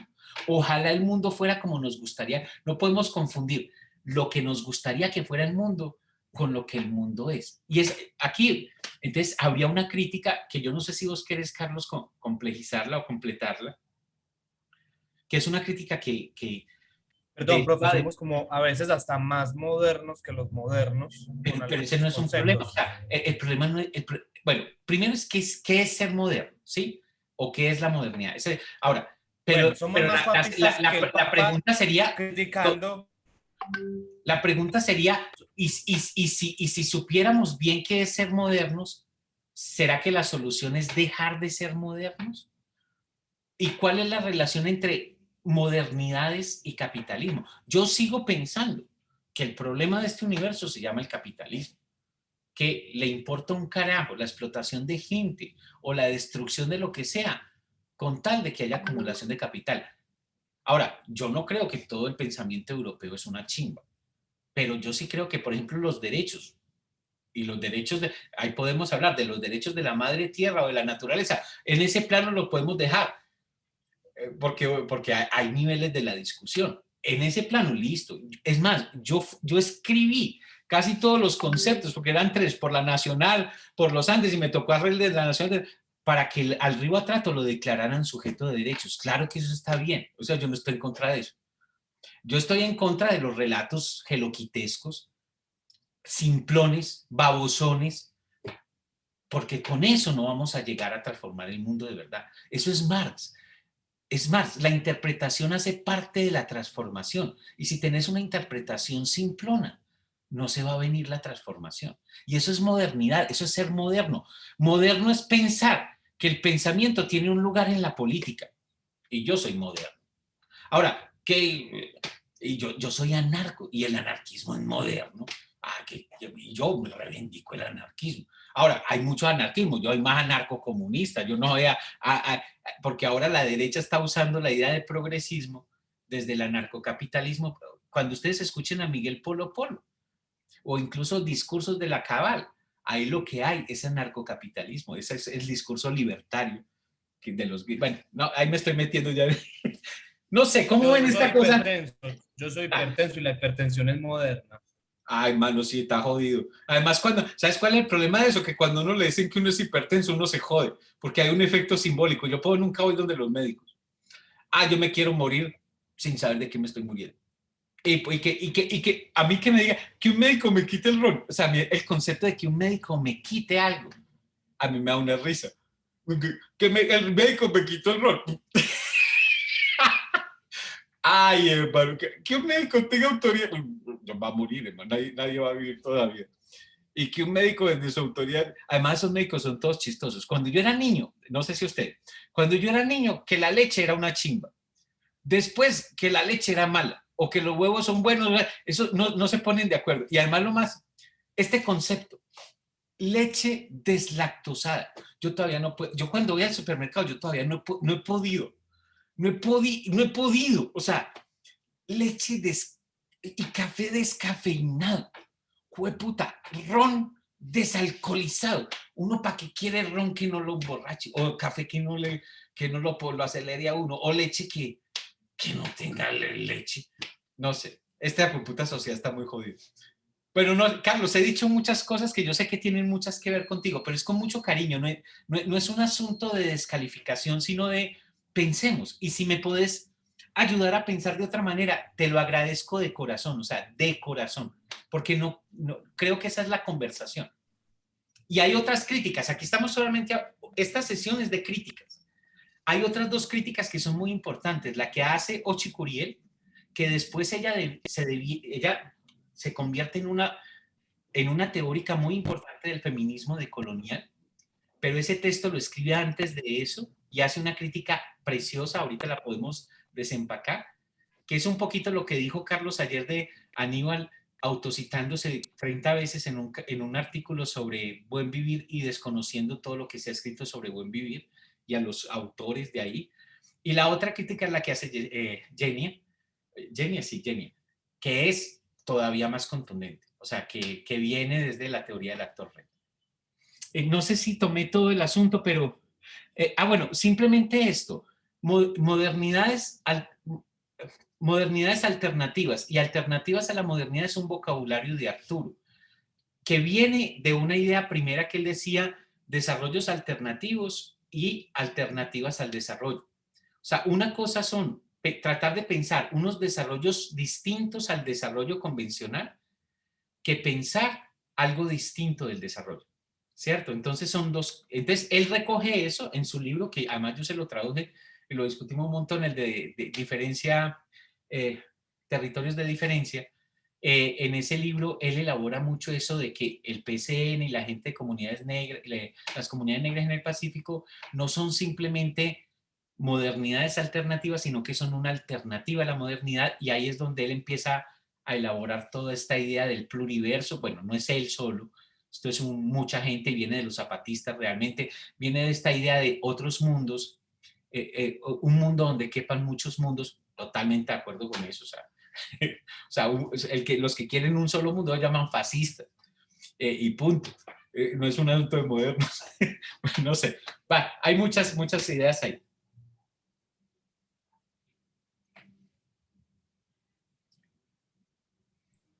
Perdón, hacemos un receso. Hacemos receso, sí. Sí, que es como mitad. No, todavía Carlos, no, porque yo me voy ahorita. Antes, dale, hablemos con Carlos, 6:30. habla y después de que tú hables, cerramos. Vale. Tengo reunión del comité de Universidad para el Barrio y eso son pelados, y eso es clave. Líderes de estudiantes de 20 años y se van hasta las 12 de la noche. No como los viejitos que ya después de una hora estamos cansados. Pues, Carlos, ¿cuántos años tenemos? Vos no estás viejo, huevón, vos estás muy joven. Viejo estoy yo. Tengo 43. No, estás más joven, hijo de puta. Vas a dar mucha lora. ¿Cuántos tienes tú? ¿Cuántos tenés vos? ¿50 yo y qué? 51. Yo tengo 51. Yo soy de 1969, de noviembre del 69. Cumplo 52 ahorita en noviembre. No, estás no, yo joven. No, que ni de puta. Pero yo sí. Ya no me pasa. No, yo creo, Eduardo, que tenemos que, como tú decías, tenemos que dar esta conversación porque evidentemente hay como desacuerdos. Y eso está muy bien, eso está muy bien, eso es muy bacán. Sí. Tú decías ahorita, por ejemplo, la frase de Marx, los filósofos se han dedicado a interpretar el mundo cuando de lo que se trata es de transformar, lo que es la tesis 11. Sí. Pero Heidegger responde de una manera muy bonita y dice, a Marx se le olvida que cualquier transformación del mundo presupone una interpretación. No, ¿Sí? no. Entonces tú Ahí dijiste, te cagó. sí, claro. No, esta no es la interpretación de Marx. Claro. A ver, mira, te digo una No, cosa. no, venga, yo sé, Pero te digo la práctica de digamos Marx, es que- muy fácil. ¿Por qué se sentó Marx 30 años en la Biblioteca Británica a escribir El Capital si no importaba la interpretación, sino la transformación? O sea, Heidegger está cagado, está haciendo un ejercicio, pero súper violento con el trabajo de Marx. Marx No, no pero pensaba que la no, interpretación no pero importaba. esa, claro, pero no, lo que pasa es que, digamos, la tradición hermenéutica, que es la que lidera Heidegger, pero bueno, no, entonces Vale, necesitamos vale. una interpretación, pero fíjate que aquí hay un problema que me parece que viene de la discusión también filosófica, y es que necesitamos saber el mundo como es, pero entonces yo empiezo a ver contradicciones porque entonces vos me decís, los Embera, y que es un hecho, los Embera son muy distintos a los Cuna, pero entonces, ¿qué mundo vas a interpretar? No, pero entonces aquí viene la cuestión gramsciana. Nosotros necesitamos transformaciones del sentido común Sí.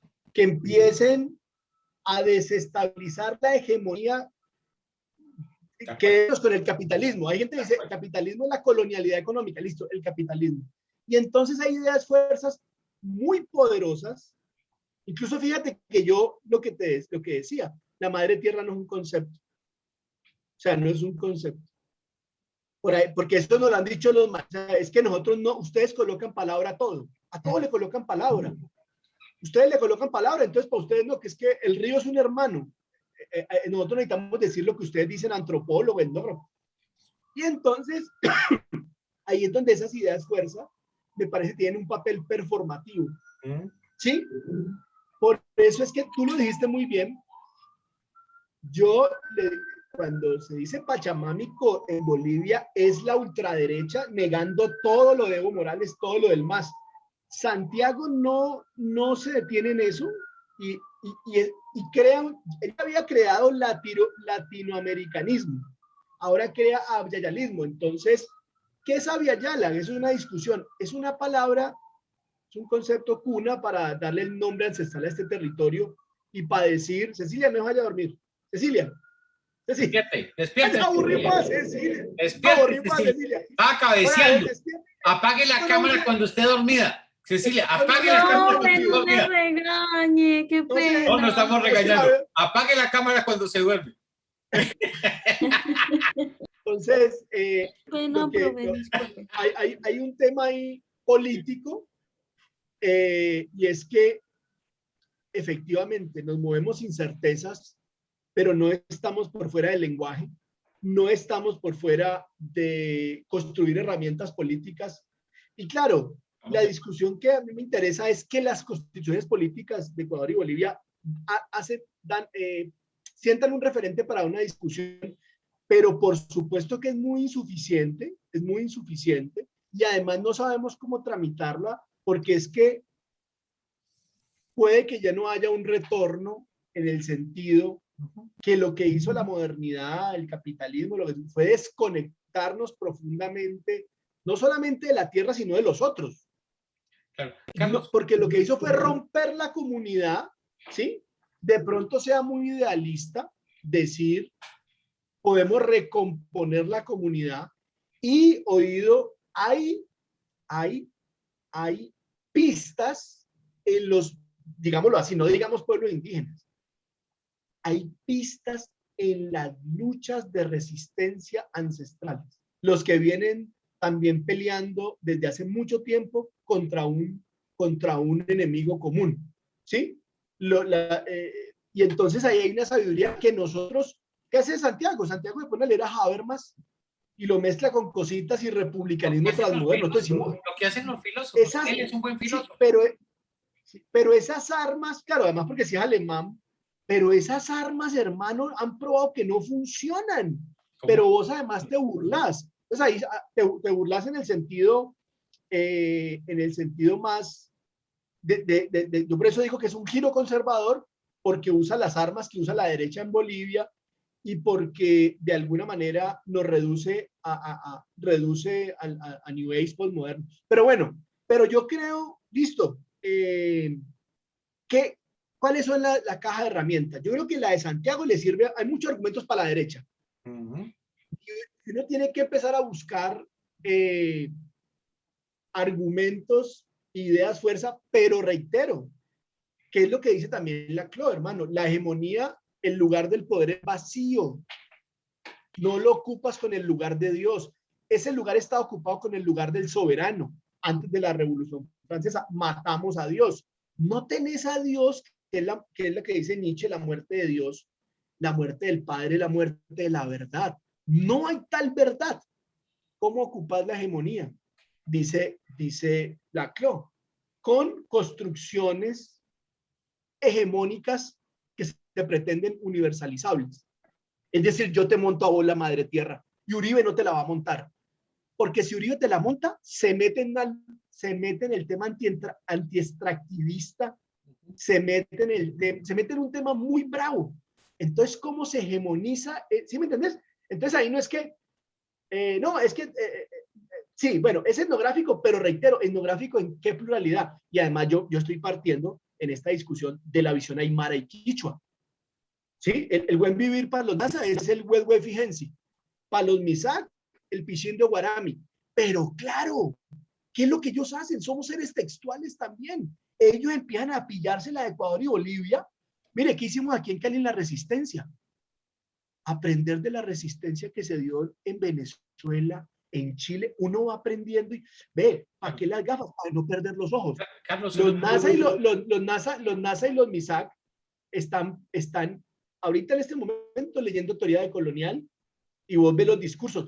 Y fíjate, un apunte, los Misak que te tumbaron las estatuas en Bogotá y en Cali no son los Misak de la Constitución que defendían el derecho. Estos Misak se sublevaron a su misma tradición y dijeron, esto es con fuercita, esto no es con rezos y rituales tan bonito, no, esto es, vamos a tumbarle esa estatua performada y para que les metamos en el discurso, ¿qué nos van a montar ahí? Carlos. ¿Sí me entiendes? O sea, no es solamente idealización, sino como buscar esas armas, y eso tiene sus límites y sus potencias. Carlos, una invitación que además es una invitación muy, digamos, muy en la línea de lo que tú dices de ideas fuerza. Mira, yo soy un convencido de que hay que historizar, de que la historización es fundamental, porque la historización nos permite entender cómo hemos llegado a ser lo que somos, para entender los alcances y los límites de lo que estamos haciendo, para dejar de ser lo que somos. Entonces, la historización. Carlos, ¿tú te has preguntado por qué se han dado las constituciones en Bolivia y en Ecuador en este tiempo en particular y no en los años 40 del siglo XX? ¿Tú te has puesto a pensar, no es para que respondas, simplemente para que pienses, tú te has puesto a pensar y has analizado los tropeles de Quintín Lame, y espero no tener que decir quién es Quintín Lame, con respecto a los tropeles que pueden estar haciendo los Misak que estás diciendo de la tumba de Gonzalo Jiménez de Quesada aquí en la Jiménez, o la avenida Misak? Lo que yo te quiero invitar a pensar es esto. Incluso la idea de madre tierra no la tiene Quintín Lame. Si tú me encuentras en Quintín Lame madre tierra, mano, pídame lo que quiera. Y si de pronto hizo una expresión parecida, así, es una cosa marginal. Mire, que los indios estén peleando en términos de territorio es un rollo de los años 70. Además es antropologesco. A los indios los han producido desde el antropologesco. Y madre tierra es antropologesco. Cultura, identidad, territorio, autonomía. Además te puedo mostrar la genealogía de quiénes, cuándo, dónde, en qué tropeles en concreto. En América Latina y en el mundo se construye eso. Entonces yo creo que hay que desingenuizar e historizar ese tipo de narrativas. Yo te puedo mostrar cómo la gente del medio atraco no eran comunidades negras antes de mediados de los 80, eran campesinos. ¿Cómo campesino y negro no eran una exterioridad, una distinción y como grupo étnico? Entonces, viejo, toca pensar si queremos transformar. No es simplemente comernos los cuentos, que además son cuentos que vienen por muchos lados, que tienen muchas historias, muchas escalas, muchos planos, muchos actores, como si fuesen una cosa dada.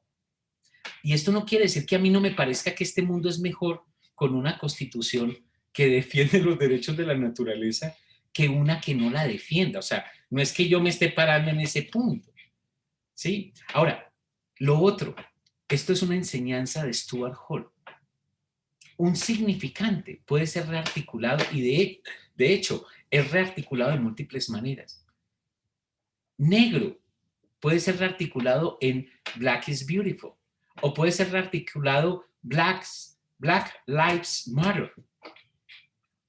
Entonces, Madre Tierra puede ser rearticulada y de hecho es rearticulada por la derecha. O sea, no hay ningún significante, para decírtelo en términos de la CLO, no hay una necesaria pertenencia de clase en una ideología o en un discurso concreto. Ahí tenemos que operar en la política, ¿cierto? Entonces, eso no es para descartar o alejarse de los movimientos sociales, pero es para dejar de endiosarlos y para dejar de tragarnos el eco, que es un eco que tiene muchos de lo que están diciendo hoy, porque mañana ojalá digan otras cosas. Y además eso también es un trabajo y además hay un montón de cosas que no pasan o que pasan ahí, de las cuales tenemos que tomar distancia. Entonces, ser sujeto político es ser un sujeto de la sospecha en el sentido del elogio de la dificultad, ni siquiera en el sentido de Nietzsche, ni en el sentido de Freud, no en el sentido de Zuleta. Entonces, es en ese sentido que yo tomo mucha distancia de eso. Mira, yo no puedo imaginarme un mejor lugar del buen salvaje que el de la madre tierra. Ese no puede, no, es el buen salvaje. Ahí bien puestecito. Y eso viene en una tradición desde Rousseau. Entonces es por ahí esa discusión que, o pensemos esto otro, tú dices la comunidad, estás trabajando con los pelados en Cali. ¿Qué es lo que pasa en los barrios populares? Hay procesos de comunalización y hay procesos de ruptura.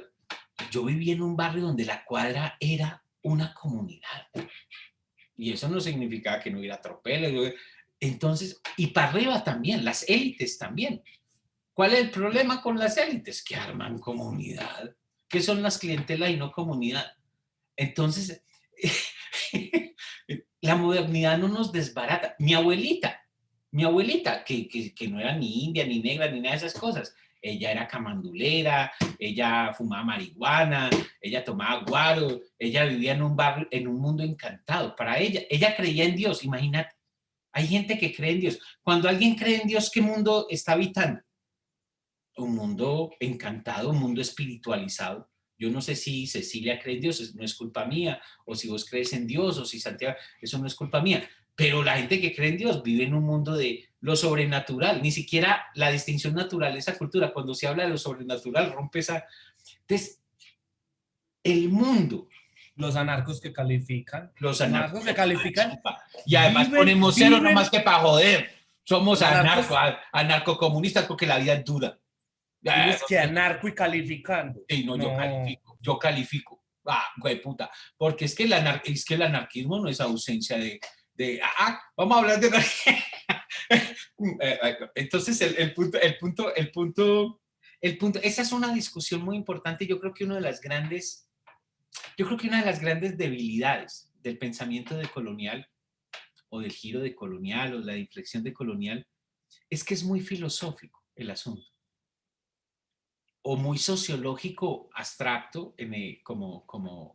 ahí hay un montón de filósofos, hay un montón de gente de teoría literaria. Mira, ahí está Walter Mignolo, o sea, ahí no hay gente que trabaja los mundos existentes.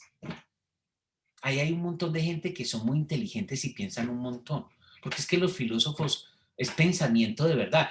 Ustedes saben los filósofos cómo se refieren a la antropología, a la sociología. Esos son pensadores menores. O sea, hay una arrogancia filosófica que está dentro.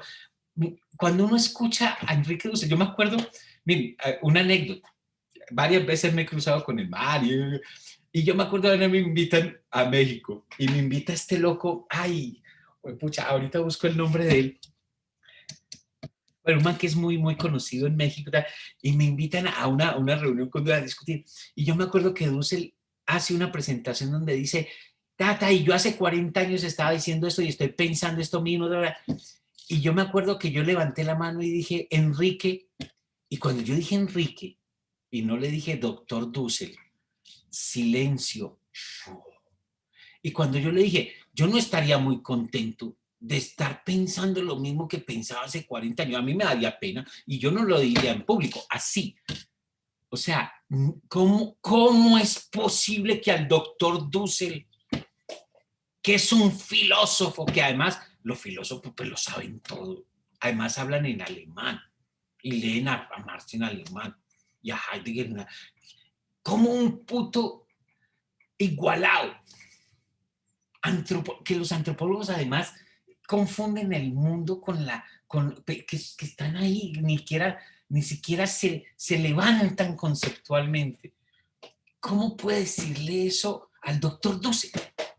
Y esto es una anécdota que tiene que ver con el talán. O sea, nosotros, uno de los grandes problemas que tenemos, que eso es eurocentrismo, es esa solemnidad con héroes culturales, con individuos autores que discuten individuos autores en jugueteos,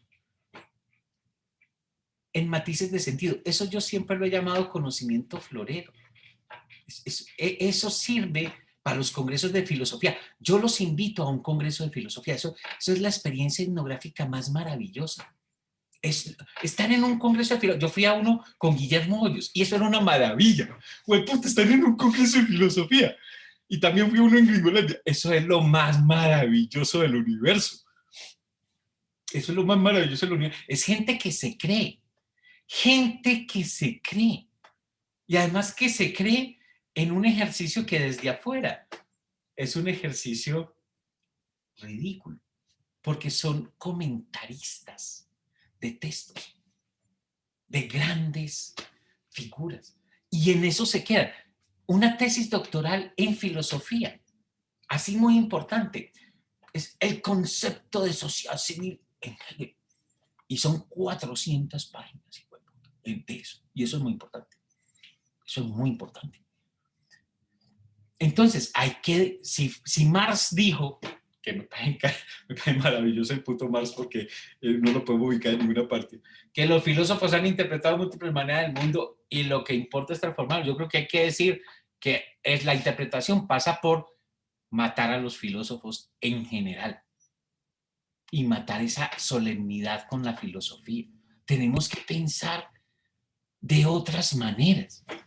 No endiosar individuos héroes que nos ofrecen sistemas de clarificación sobre los que nosotros nos engolosinamos en ser comentaristas de eso. Somos notas al pie de página de eso. Yo no me puedo imaginar una existencia más ridícula que ser una nota al pie de página de otra persona. Yo no sé. Bueno, qué pena, Carlos. Habla mal de los antropólogos porque me siento mal. Yo hablo muy mal de los antropólogos, que coste. Y hay grabaciones y les doy duro a todos esos hijueputas también. No, te iba a decir que de pronto no sea solamente la filosofía, sino la academia. La academia, sí, la academia, sí. Porque si tú los sociólogos, los historiadores que además... No, pero los historiadores... El primero que dijo que qué bueno que un antropólogo haciendo la etnografía a los científicos fue Popper. Por ahí hay un texto donde Popper dice... Sí, pero no la hizo. Popper es una chimba, me encantó. Sí, de pronto, yo comparto mucho todo lo que dices de los filósofos. Por eso, de hecho, siempre me presento como activista, porque también además lo que tú dices es muy cierto. porque es que para un filósofo el que se junta con la gente o el que va, eso del trabajo de campo es menor. Aristóteles decía que hay que dividir trabajo manual de trabajo teórico. Y entonces si vos te vas para el Cauca o te vas, pues... Pero yo creo que la filosofía necesita etnografía también. O sea, la filosofía tiene que enriquecer y eso es una forma de descolonizarse. Por eso es que pienso que más es la academia, pero bueno, No, tenés razón, no, y no hay etnografía sin teoría. Acuerdo. Y no hay etnografía sin teoría. Claro. No, y hay que jalar. Claro. Y hemos aprendido, mira, para mí, gente como Foucault, gente como Marx, o sea, hay un montón lo que estoy cuestionando es como el ethos, Sí, la sí, no. manera, el modo de pensar bueno, ese es un punto. Pero hay otra, yo no sé, Carlos, si tienes que salir ahora o si hacemos un pequeño break ya. A las 1:30. A las 1:30. No, hagamos el break. Voy a ir a comer. Hagamos el break y como tú te te... digo, Vale, perfecto. yo veo Carlos, la grabación. vale, no te preocupes. Hable mal de mí, después yo veo la grabación. Yo hablo mal de la gente también de frente, no te preocupes, no. Las dos críticas que vamos a abordar más adelante es la crítica de Ochi, que me parece muy linda, de cómo estos manes están planteando que hay unos silenciamientos cuando están silenciando discusiones de las feministas negras que confluyen, que son obvias en la conversación. Por ejemplo, la idea de Ibris del punto cero, cómo desconoce la discusión de Haraway de la mirada de Dios y del conocimiento situado, ¿cierto? O de los filósofos no leen mujeres, solamente a Ana Arendt porque era la compañera de Heidegger. Claro, pero ya cada vez más, yo creo que también los filósofos se están conectando más con muchas conversaciones, porque estaba viendo la bibliografía del libro de Santiago, del que estás haciendo la crítica, y ahí hay un par de cosas del feminismo, cosas que él nunca había hecho antes.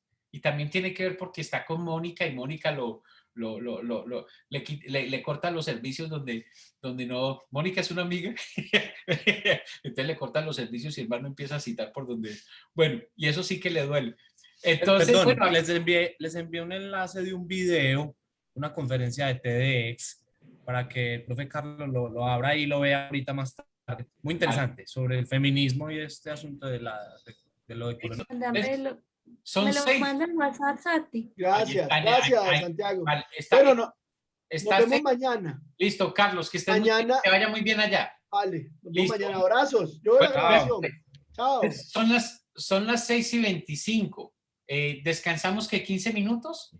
6:30, 6:40 nos volvemos a ver. ¿Listo? Hoy me tomó el tintico. Ahí se toma el tintico para que se despierte. Y cuando se vaya a dormir, Ceci, apaga la cámara. Ay, profe, pero venga, cuando vaya a editar eso, borre ese pedacito, profe, Bueno, no vaya yo a borro ese mostrar eso pedacito. Yo borro ese pedacito.